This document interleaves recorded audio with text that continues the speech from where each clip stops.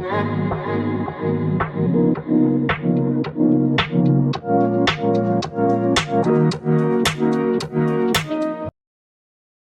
Furiosa, a Mad Max saga, the fifth installment in the Mad Max franchise and a prequel to Fury Road, was screened at the Cannes Film Festival, just over a week before the film's theatrical debut, the screening was followed by a rapturous 6-minute standing ovation. Set 15 to 20 years before the events of Fury Road, Furiosa stars Anya Taylor-Joy as a younger version of Imperator Furiosa, played by Charlize Theron in Fury Road, and Chris Hemsworth as her main nemesis, gleefully wicked biker warlord Dementus. The warm Cannes reception elicited a tearful reaction from Furiosa, a Mad Max saga director and franchise mastermind George Miller, along with the prequel's stars. However, despite receiving generally excellent audience and critical reviews, Furiosa has underachieved at the box office. One of the reasons given for the prequel's disappointing box office performance is that audiences preferred to see a sequel to Mad Max Fury Road instead of a prequel, while others believe that the now approximately 45-year-old and increasingly male-skewing Mad Max franchise has simply run its course. Furiosa, a Mad Max saga led worst Memorial Day weekend in nearly 30 years in its opening weekend of release on the 4-day Memorial Day box office weekend. Furiosa, a Mad Max saga, which was projected to gross approximately $40 million domestically over the 4-day frame, debuted with a 3-day gross of approximately $25.5 million and a 4-day total of $32.3 million.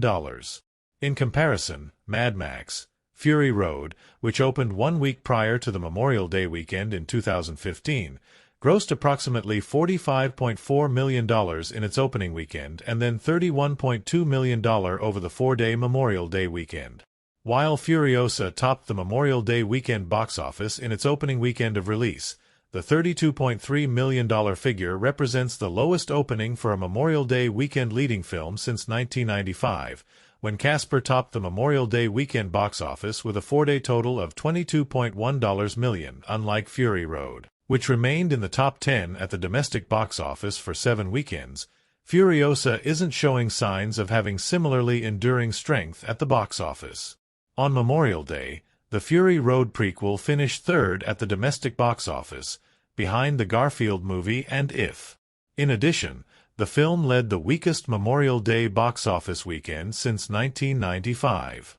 For the 2024 4-day box office weekend, all movies combined to gross just over $132.1 million, down over 35% from last year, when The Little Mermaid topped the weekend with a 4-day gross of approximately $118.8 million. The Garfield movie has taken a big bite out of Furiosa, a Mad Max saga. Furiosa, a Mad Saga opened alongside the animated comedy film The Garfield Movie, which was projected to gross approximately $30 million over the 4-day frame.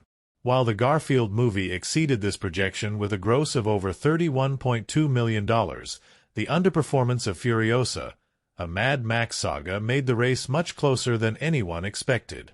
Moreover, more people in North America have seen the Garfield movie theatrically than have seen Furiosa, a Mad Max saga, due to the fact the average ticket price that people have paid to see the Garfield movie is nearly $2 lower than the price of admission to see the R-rated Furiosa, a Mad Max saga.